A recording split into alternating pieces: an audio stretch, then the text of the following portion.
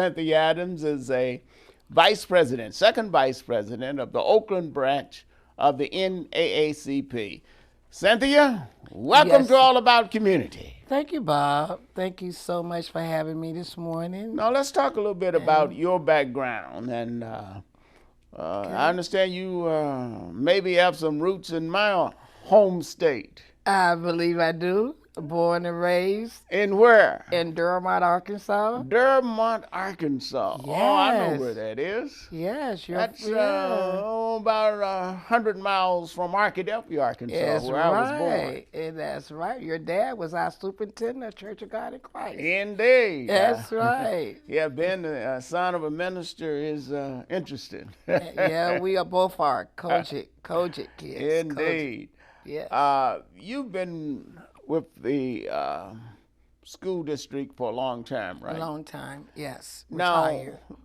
where did you get your education?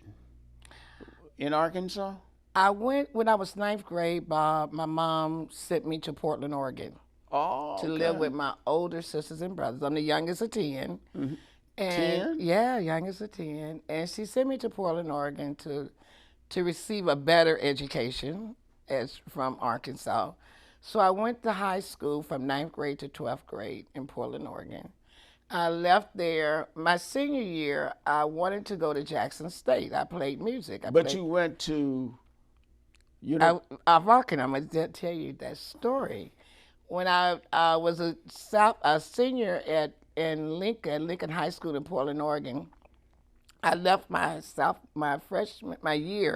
senior year, and I went back home to go so I could go to HBCU.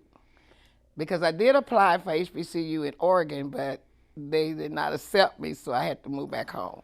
So that's when I end up in at UAPB.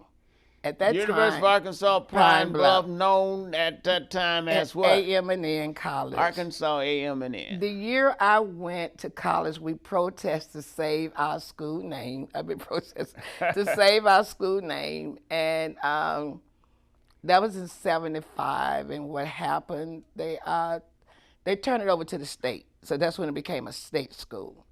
It used to be a private school, as you know, horticulture school, for many years. Right.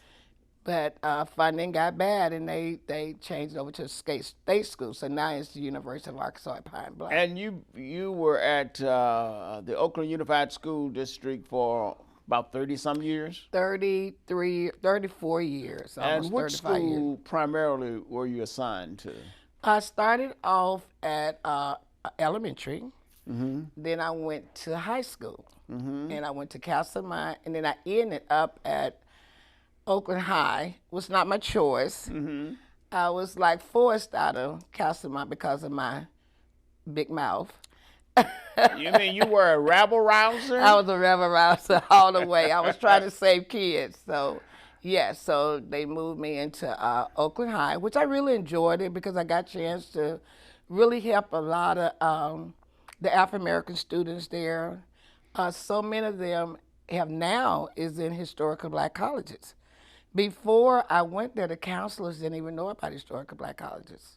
They had never heard of them. So you had a passion for helping students who really were not on the right track. On the right track. And yes. you were instrumental in helping to get them on the right track. On the right track. We're going to have to go to break, so don't touch that remote. We will be right back with All About Community. Again, my name is Robert L. Harris, and I'm speaking with Cynthia Adams, who is the second vice president of the Oakland branch of the NAACP, the largest branch in the whole state of California. We will be right back.